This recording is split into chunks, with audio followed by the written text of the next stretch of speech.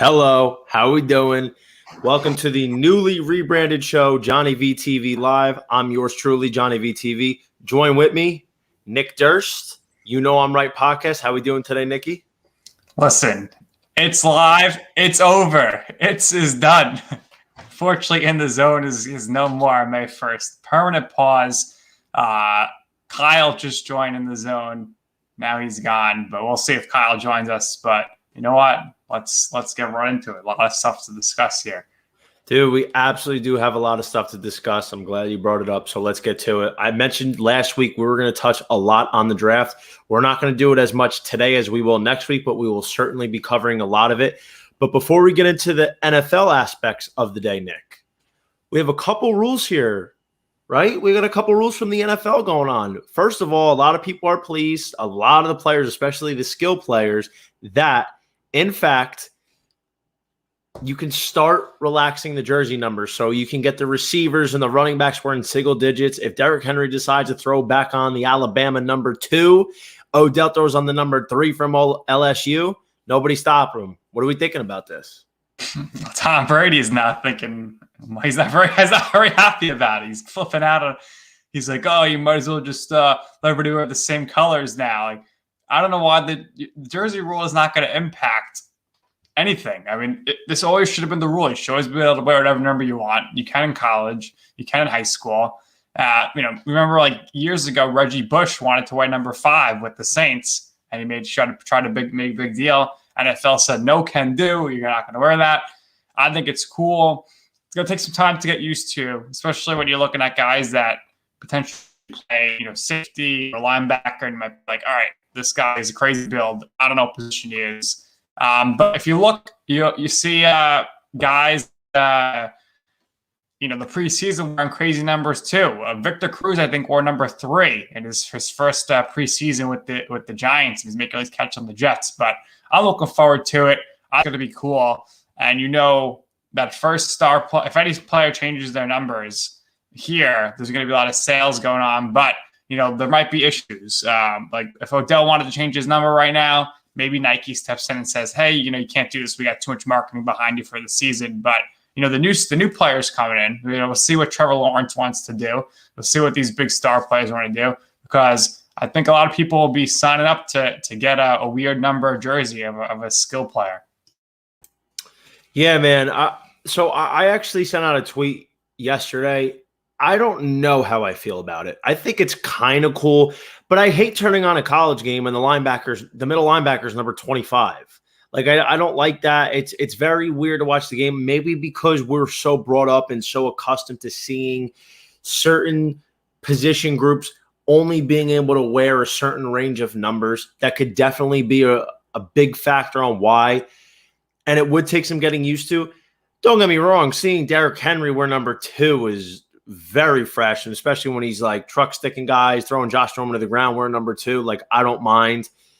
It doesn't really impact the game. Maybe Tom Brady's got a point. Maybe he doesn't. We're not on the field, so we're not seeing this stuff at a split second like these guys are.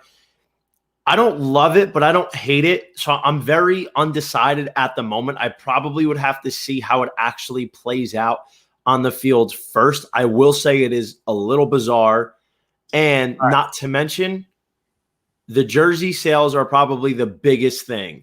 Like if I'm a big Odell Beckham fan, I bought him his Browns jersey or his Giants jersey at number 13. Yeah, that's great. It's kind of a novelty and it's like a collector's item at that point. But at the same time, if he's choosing number 3, I want to get his jersey. I shouldn't have to pay another $120 to go get that. I should be able to maybe exchange it, or there should be some type of program. And I think a player like Stephon Diggs, for example, said he's not changing his number from 14. He goes, listen, people paid their hard-earned money on my number 14 jersey. I'm not changing it. Yeah, no doubt about it. But at least it's not going to be really crazy like college football. I watch Rutgers games. They got a guy wearing number 1 on offense and a different guy wearing number 1 on defense. To me, that's really confusing. I have no idea what's going on. Should be one guy per number. Just a muddled mess. It's going to take some time to get used to, especially. And I think it's going to be really tough for the spotters and the broadcast booths as well. Because, real quick, what was that number? So if you see somebody now, at least they know, like, all right, let me go look at the defensive lines on the roster. No, now you're going to scan through the whole thing. which is going to be pretty crazy. Yeah, absolutely, for sure. Remains to be seen. Since they passed, so we're going to find out.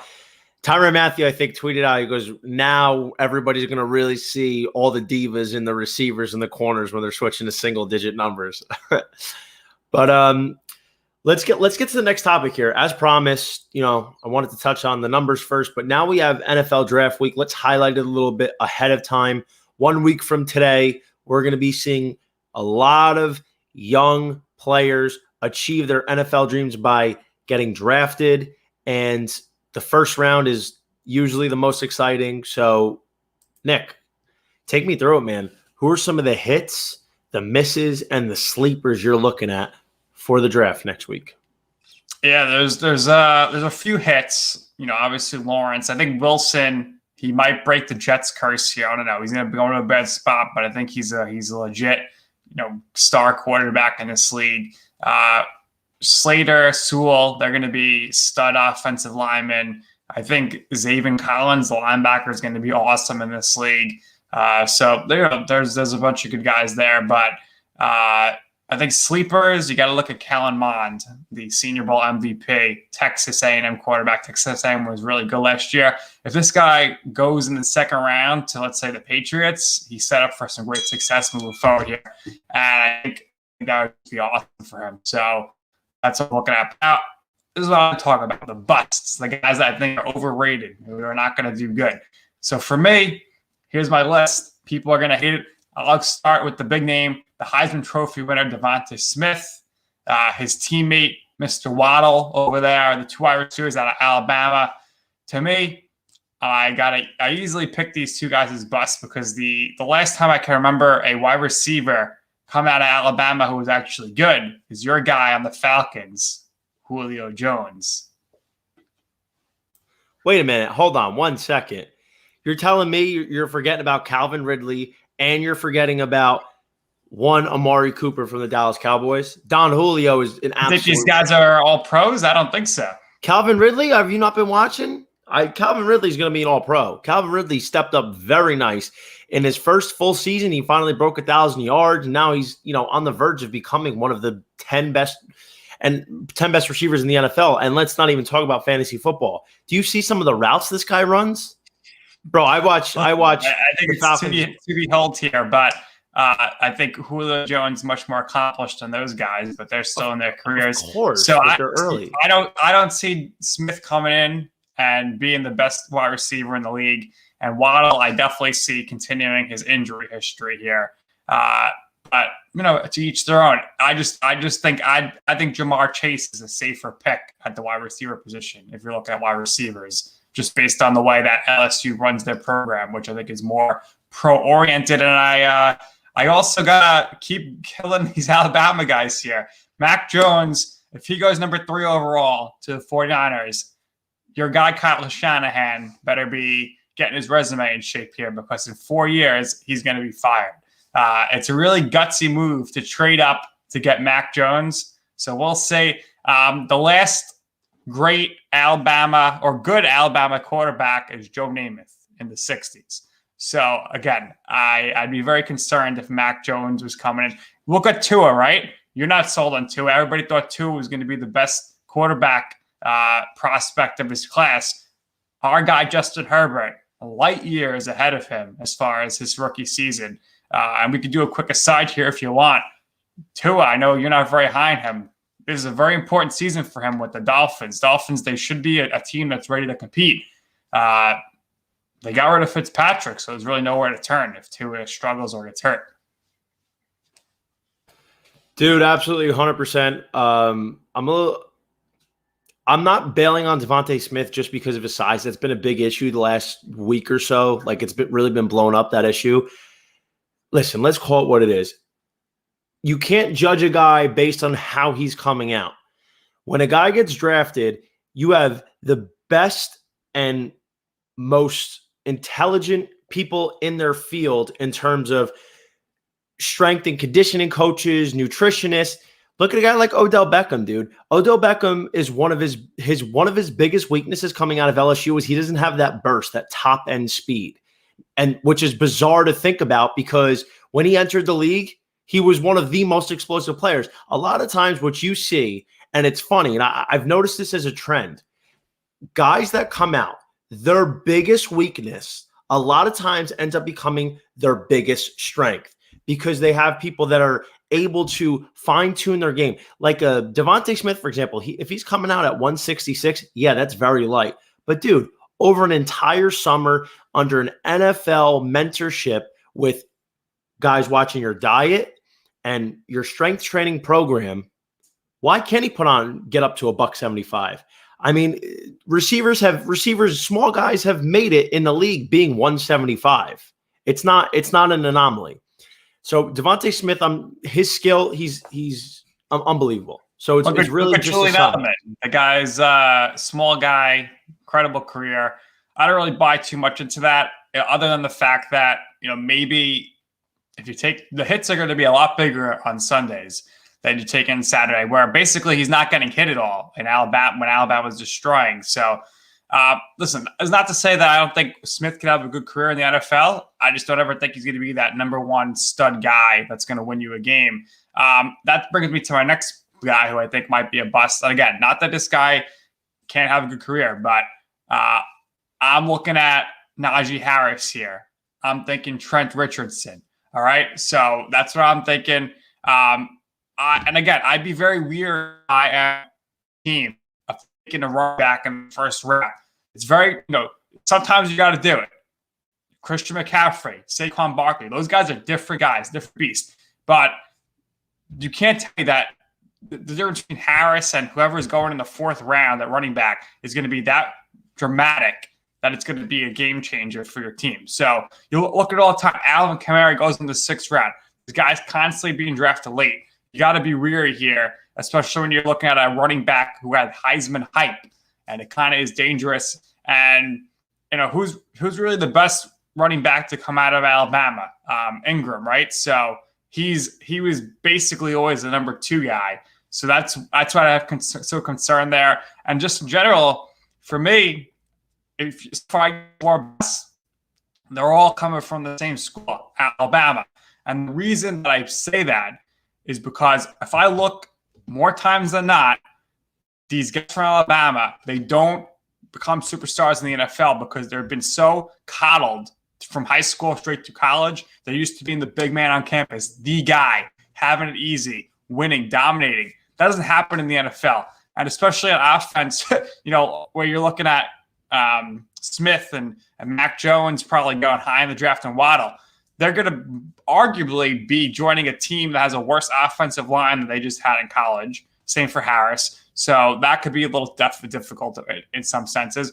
But I just don't think these guys out of Alabama have this right mindset to know, like, I've just won, 40 of the last 45 games of my life. I'm going to come into a season and I might lose 9 games. How do they bounce back? So that's why I always get concerned when you're drafting out of like USC, where they're the team in town. Alabama, they are Alabama's main sport. So that kind of concerns me. That brings my last guy here, which is Justin Fields, Ohio State. I just don't see it with this guy. I wouldn't be drafting him. I don't think he's going to be, a starter in this league. Maybe he'll get a chance somewhere for a year or two. To me, it has Sam Darnold written all over it. Big time hyped guy in college, comes in the NFL, continues with his turnover issues. And I think the same thing I said about Alabama, I got to say about Ohio State sometimes. Ohio State, I'm getting more concerned about their defensive guys, not the defensive line. Those guys are usually good. But like the Eli Apples of the world, like the cornerbacks, they always get torched in the NFL because they're just not used to going against that in the Big Ten. And then the last guy, I don't know if he's going to be a bust, but because he's not really overhyped, but I don't know what to think of Trey Lance. I didn't see him play at all. His season got canceled last year. And, there's just so many quarterbacks being hyped up right now in the NFL draft. And it's very rare that, even 2 guys are good out of the draft class, let alone now we're talking 5-6 guys that might go in the first round. It's crazy. Yeah, no, dude, 100%. It's interesting about Najee Harris. I a lot of times find myself about the current trends of what a certain school has brought out in the NFL. Like when I think Alabama, I never think that they're bringing out a good quarterback. Running back could be hit or miss. You get some guys that are productive. I don't remember the last superstar running back. I remember some quality running backs, guys who had some good seasons. Like Eddie Lacy was good for a couple of years. Then he ended up doubling in size. And, Trent Richardson fell off a cliff. Mark Ingram has probably been the best Alabama running back. Well, actually, Derrick Henry is the best. But he wasn't. But the thing with Derrick Henry is he wasn't overhyped in college. Like he kind of flew under the radar. Yeah, well, I'm saying aside from Derrick Henry, like we haven't seen it too much, so it's usually defense. The guy who I'm really curious about where he goes because he's been teetering on the RB1 of the draft. Like I don't think it's a very deep running back draft. Travis Etienne, right, from Clemson, there's a lot of talk on where he's going to go, and he might actually be able to go above Najee Harris. I mean, that kid, we've seen a lot of explosive plays from him in his collegiate career, so I definitely think he'd look to continue that somewhere else. He'd be great in the Cardinals. Cardinals, if they could get like a great running back like him who catches the ball to mix with their explosive wide receivers, and the fact that Kyler Murray is going to be running all over the place could be. I don't know if they would draft him though. They got Chase Edmonds is a stud. I love Chase Edmonds, but they also picked up James Conner, and like Conner's going to get the goal line back. So I think in Etienne, they were even some mock drafts were having him going to the Bills. I'm like, dude, where is he going to the Bills? They have Devin Singletary on a rookie contract, and they have Zach Moss. So then they're going to get Etienne as well with Josh Allen running the ball. Like, to me, I don't see that. I think he's going to have to go somewhere. It's right. I don't see a running back being taken until the Jets' second pick, which I think is 23. I think the Jets could potentially take Harris for the running back there. And the guy who I'm very curious about where he goes, and listen, we've been talking about them the entire draft. That's all anybody's talked about is because they'll shift the draft with one move, is the Falcons. Are they going to take a quarterback? Are they going to take Kyle Pitts? Are they going to trade back? I'm curious because if Kyle Pitts goes to Atlanta, dude, forget it. His production is going to be ridiculous. It's literally like having a taller, bigger Julio Jones. It's ridiculous. Like 6'6", what was he, 6'6", 245? He's running a 4.4. I mean, it's not even funny. And then you put him with Calvin Ridley. You got Matt Ryan throwing him the ball. Their defense still sucks, but to see Kyle Pitts in a Falcons uniform with Matt Ryan throwing the ball with the weapons around it, production-wise, it's going to be a lot of fun to watch. And, we heard Jerry Jones talk about how much he loves him, so maybe he tries to go maneuver with the Falcons. Then again, I don't know about that. The thing about Pitts is like he's Evan Engram, except he can actually catch the ball. So that I think Pitts could have a good chance to come in the league and do a lot of damage. But ultimately, you got to see if he could block a little. And I think for the Falcons, like great, get the Falcons offense is not the problem. They could score the best of them, so they should be looking at defense. But you know what? We'll see. Exactly 1 week from now, in 2 hours. A week and 2 hours away, we'll know what's going to happen. It brings me to my last guy, Kyle Pitts. We're all excited to see where he goes. I think he's going to the Falcons at 4. But the guy who I'm very curious about, who may end up being the steal of the draft at the quarterback position, could very well be the guy who was throwing him the ball at Florida, Kyle Trask.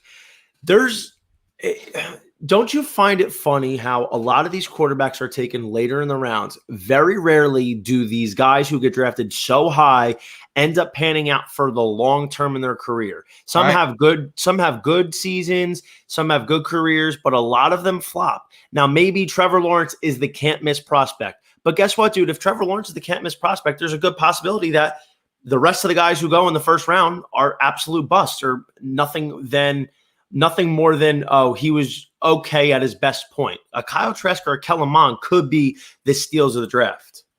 No doubt about it. I did my quarterback rankings on another show I do, Destination Draft. I had Lawrence 1, Wilson 2. I had Mond 3, and I had Trask 4. I took a lot of heat for it, but I just said, you know what? These guys are going to be set up for success in the sense that maybe they're not going to be starters right away, but they're coming in with low expectations so they could have a really long 15-year career, perhaps as a backup, perhaps like a Fitzpatrick type. They're going to get that chance. Whereas Justin Fields or Mac Jones or Trey Lance come in, and if they don't win games in their first 2 seasons starting, they're done. They're going to be Geno Smith, Mark Sanchez, like out of the league or a third string quarterback, and they're not going to have that long career that they thought they would. Same thing as, think about Matt Leinart. Everyone thought he was going to be amazing. He gets benched for Kurt Warner after a season and a half. Kurt Warner, he thought he was done, and he lost his job and he was done. He was out of the league. So, these guys coming from these other schools that aren't, being viewed as these top prospects, they have a great chance to succeed long term because they don't have to come in and have the pressure of starting right away. They can sit, they can watch, they can learn. One of these guys, if they go to the Steelers and sits behind Big Ben for a year or two, that's a pretty good spot, I would think. So something like that, I think all these young quarterbacks would love to somehow be with the Patriots. They could sit for a year if they want under Newton. But hey, of course you want to be in a good spot as a quarterback when you're a big time prospect. You're not going to be in a good spot. You're going to be with a crappy team like Zach Wilson with the Jets. But if you're, a guy who maybe is a top 5 quarterback in the draft, that means you're probably going end of round 1, maybe round 2, and you got a chance to maybe go to a contender. The other thing that I want to bring up, I don't know if you saw this, there was some sort of leaked image. Maybe it's fake, maybe it's not. That looks like apparently the Patriots were maybe looking to trade for Jordan Love from the Packers. Did you see that? I actually did not see that. Enlighten me. So apparently, I know there's some leaked depth chart that the Patriots are putting together for the draft, and one of their notes was like, try to get Jordan Love here for this draft pick. That'd be interesting. I don't think the Packers would trade him. I mean, I'm sure it would make Aaron Rodgers very, very happy. But that's a whole other thing we could talk about at some point, which is where's that Aaron Rodgers thing gonna end up? Ultimately, this guy might say, "Screw you guys, I'm gonna go host Jeopardy full time." But tough situation in Green Bay. I ultimately think we're getting near the end here of the Aaron Rodgers era, and I think there'll be about 30 teams ready to sign Aaron Rodgers if the Packers let him go. They'll be dumb, dude. That would be so stupid because let me tell you something. I think Aaron Rodgers has 3 to 5 high-level years left. He's done it. People don't understand. And I'm not even a Packers fan, but I've watched a lot of Green Bay, and I'm sure diehard Packers fan who have never missed a game could probably back me up. Aaron Rodgers has had nothing more than average at best head coaches. Mike McCarthy, average at best. He had Brett Favre and Aaron Rodgers back-to-back in his coaching career. Can only win 1 Super Bowl. And then now Matt LaFleur, everybody thinks he's so good. He's not, dude. Matt LaFleur is the same guy who, when he was the OC in Tennessee, thought it was a good idea to platoon Derrick Henry with Deion Lewis and not give Henry the 20-plus touches a game he deserves. Does the same thing with Aaron Jones. So I don't think LaFleur is that good.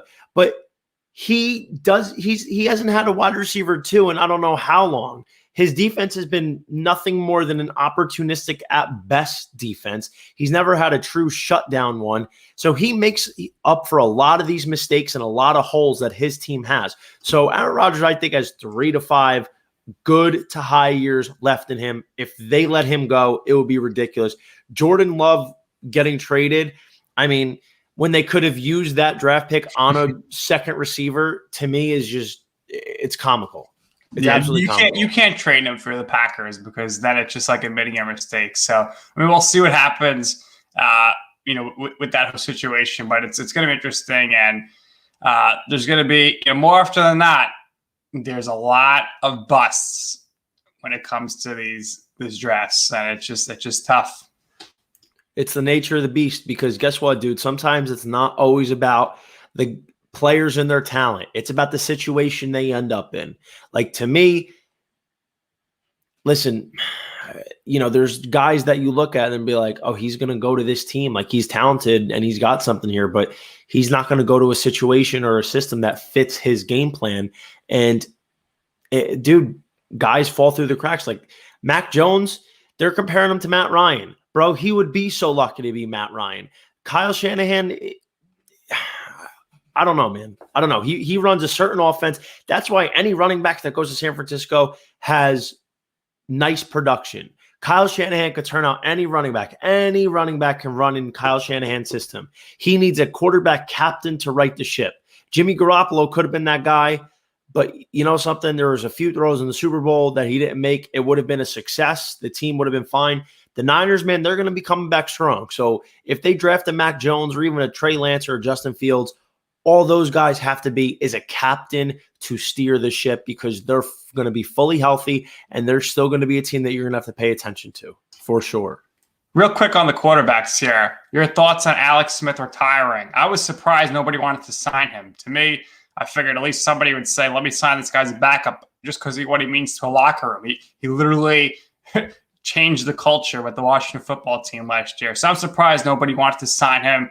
Maybe somebody gave him a deal, but he didn't like the market that was there, so he decided to retire. But your thoughts on Alex Smith? For me, I think great career, long career. The guy never won a championship. Everyone went there, he won. But you always got to think about when he went number 1 in the draft, and Aaron Rodgers goes at the end of the draft to the Packers. But as far as Alex Smith is concerned, Urban Meyer should be thanking this guy every day because he was his coach at Utah, and Urban Meyer made a ton of money thanks to Alex Smith over his career.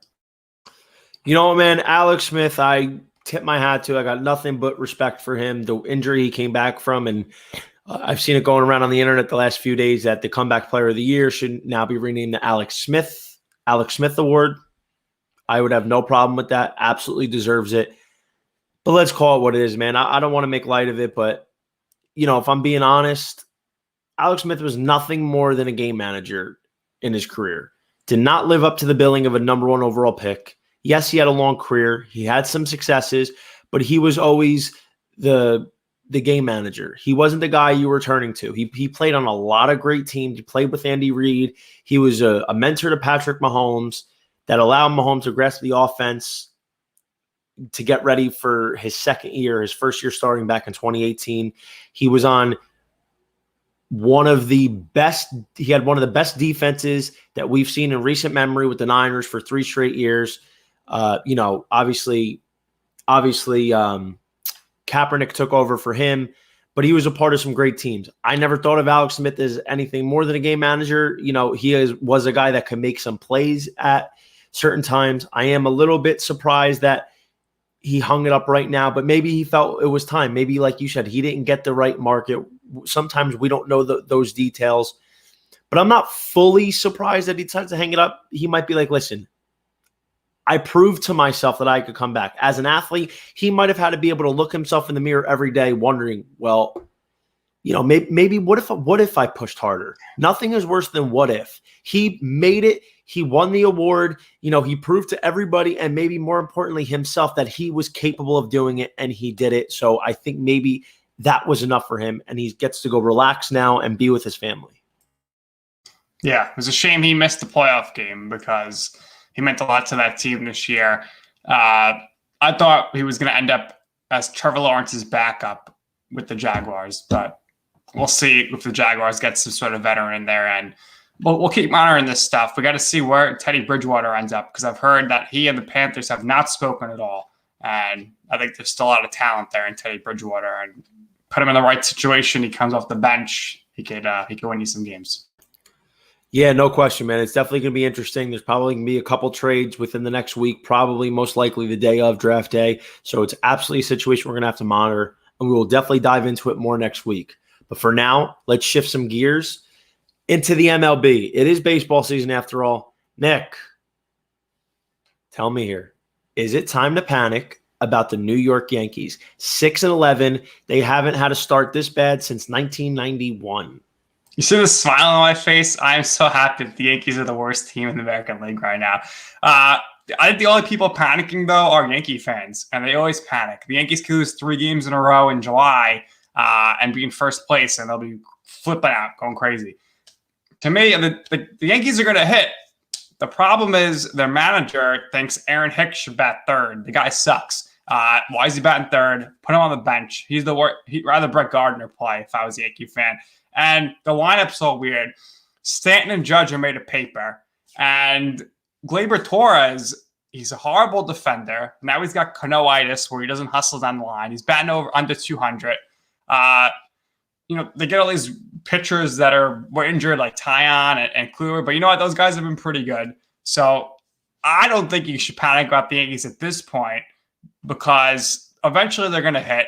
They usually are historically get off to slow starts. Maybe not this bad, but they're going to hit. So once that happens, they're going to be scoring runs. A lot of teams aren't hitting right now because of the cold weather. So, that's April baseball for you. But I think before you start panicking, you need to get to around Memorial Day, and then you could, call on the National Guard. But Yankee fans, they're panicking on Twitter, and I personally love to see it right now. You know something?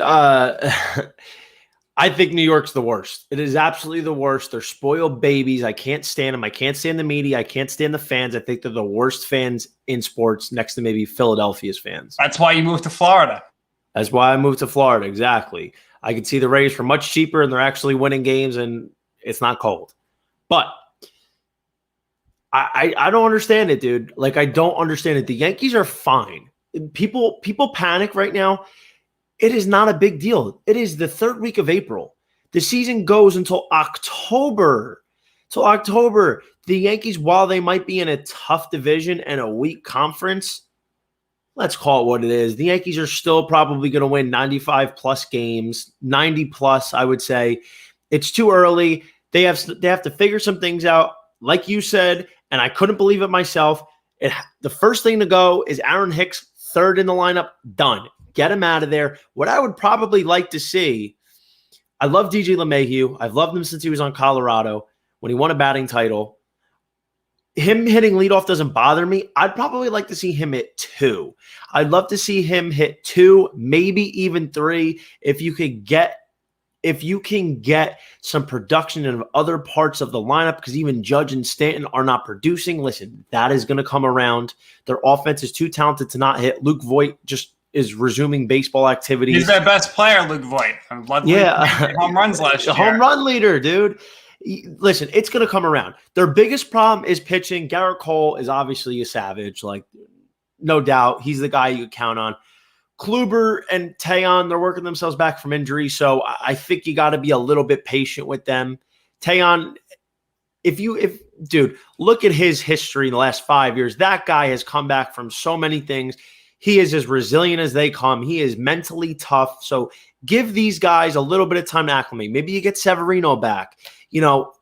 I wouldn't worry just yet. I think the Yankees are going to be just fine. The one thing I don't like about Aaron Boone's approach, they get too analytical. Like they think the game is won on analytics and not by the actual players. I don't think that's true at all. But the Yankees are going to be fine. Everybody needs to just relax and stop panicking. And they'll make a trade. They'll get somebody. You got to get a pitcher. They're going to get a pitcher. So if you want to panic, that means you're a Yankee fan. I don't think anybody else in baseball that's a fan is saying, oh, the Yankees are going to be in last place this season. And the Red Sox are not going to be in first place this season. I know they've been off to a hot start, but and it's just crazy that all these things, like the A's, they lost their first 6 games. They win their next 11. So you never know in April.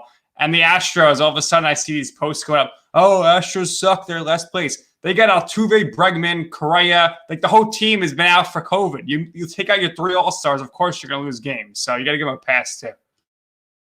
Yeah, for sure. Absolutely. It's too early to tell. And I think everybody needs to just take this with a grain of salt. But I'm happy you brought that up here, because let's lead into our next segment. Let's take a look at the MLB overview real quick. The current division leaders go as follows in the AL East. Red Sox at 12-7. The Royals in the Central at 10-7.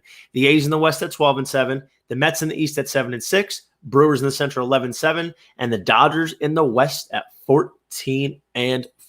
Nick, tell me, which one of these teams is going to be the first to go out of their division? Whew. The Royals. I think the Royals are going to be see you later, because when people say, oh, the Indians took a step back. Well, you know what? Jimenez and Rosario are playing better than Lindor right now. The White Sox, they're built to win regular season games. The Twins are built to win regular season games. The Royals, they are not great, so I say the Royals would take a step back first. What's interesting here is everybody said, oh, the Cardinals are definitely going to win the NL Central, but people forget that Craig Counsell's a really good manager with the Brewers, and their bullpen is lights out, so they've been playing really well. Dodgers are going to continue to roll. Red Sox, I was surprised by that, but they're reinvigorated here with Cora. The A's, they're going to be good. They're probably going to the division. I still think the Astros have a shot to catch them.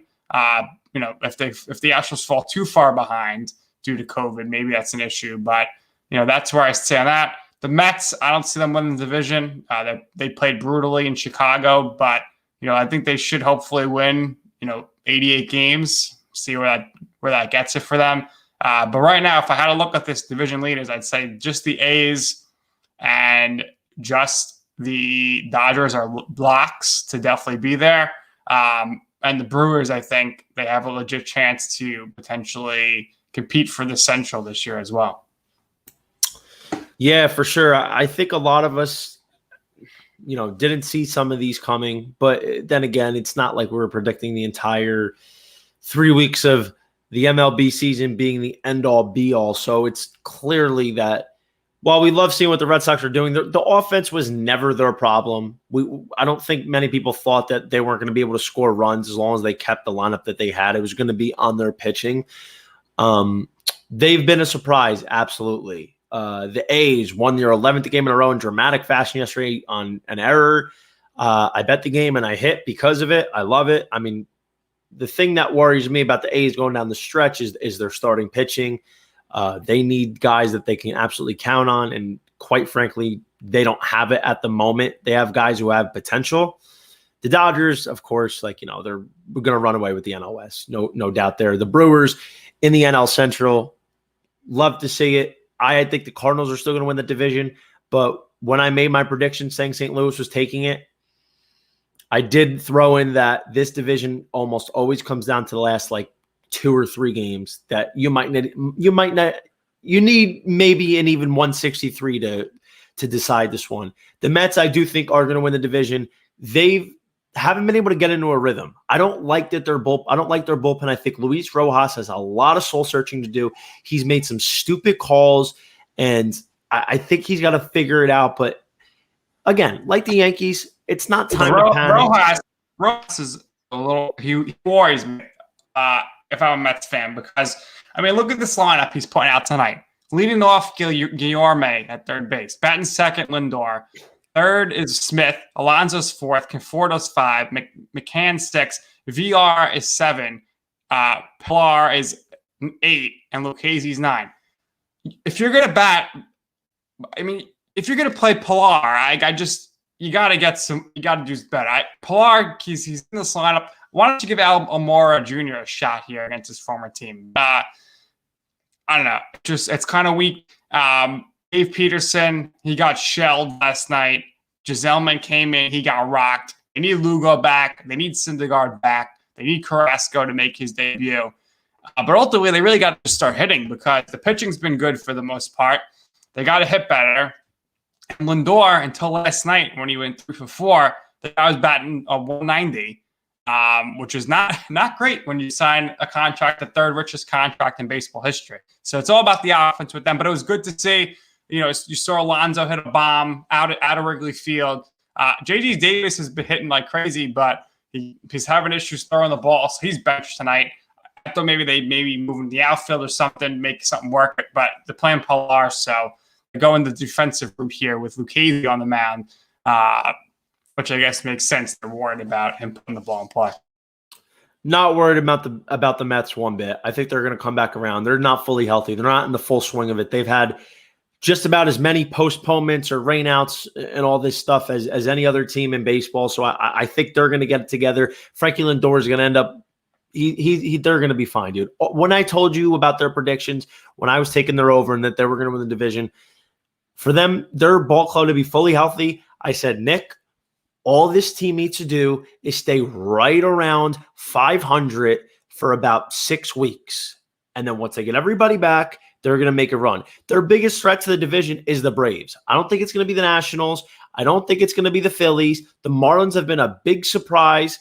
I took the over on them as well, and they've been a real treat thus far, but we didn't think they were going to win the division. So it's really just going to come down to the Braves, and we've seen their pitching is terrible. And now that they've had a couple good pitchers, the only 2 good pitchers they had are hurt, and they're on the DL. Yeah. Do you think the Mets make a move at the deadline to get a third baseman like Chris Bryant? Or do they say, well, why don't we try to get Trevor Story? We'll see. We'll play him at third base for a little bit or something like that. Yeah, absolutely. We got to see where it's at.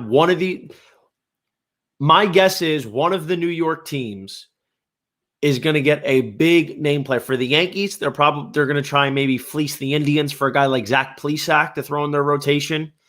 If you're the Mets, yeah, they might look to add an infielder because their pitching rotation fully healthy is fine. I think at least one of them is going to look to get some type of big acquisition before the deadline. I think it could be at their base. The Yankees should take Torres, and I would consider trading him to, say, the Cubs. If you get Baez, who's expiring contract, plus a Liam Hendricks, that would be a move that helps you big time this year. And you could always just sign Baez in the long term. He's a better defensive shortstop anyway. But the Torres, you could definitely get a number one starting pitcher for. And if you want to get same thing with the Rockies, you want to try to get Story, you could just sign him after. So because the Yankees, it's tough. Maybe I saw there was some columns, and we're going back to the Yankees here, that they got to break it up with the culture. But Torres has always been considered untradeable for them. But with all these shortstops available in this offseason, with Seager, Baez, and Story, maybe it's the time you could consider moving him because, hey, you have to sign Aaron Judge in 2 years and a year and a half anyway. He's going to want $300 million. I don't think he's worth it at this point. Maybe he gets the Springer money. So they got to start thinking about contract management, the Yankees. Absolutely. I personally don't think that they're going to be able to get Baez. I think if there's one guy to go on that Cubs roster, unless the trade is an absolute haul of picks, it's Chris Bryant. I think Chris Bryant's going to be the first guy to go on the Cubs. And that's been the thing coming into the offseason. Maybe the Mets can work a deal for him for a rental. But, dude, even he's going to have a big contract. So that's tough. I mean, if there's one thing we've learned in sports, the salary cap is an entire myth. If you watch football, it's the Rams. If you watch any baseball, it's any New York team or Dodger team. It's definitely a myth. So we're going to see who's going to make that move, but I wouldn't panic about anything.